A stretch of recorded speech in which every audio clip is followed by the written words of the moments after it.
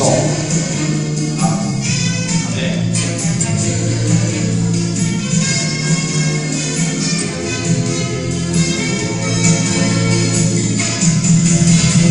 Deus que chama o teu povo com essa causa santa.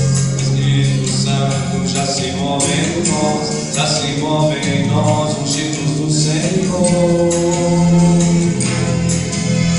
É o pastor juntando ovelhas, especialmente, é o sinal dos tempos, novo Pentecostes, é o povo santo, consolador. Deixa queimar essa fogueira santa, porque esse fogo não se apagará.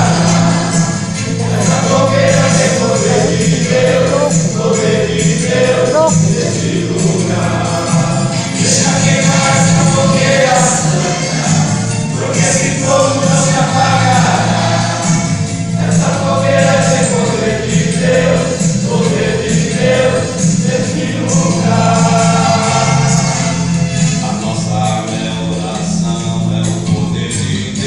Ele vai na frente em toda a sua glória. Ele é a vitória, eu sou o vencedor. E foi com a oração que Elias foi abrir o céu, o fogo foi caindo.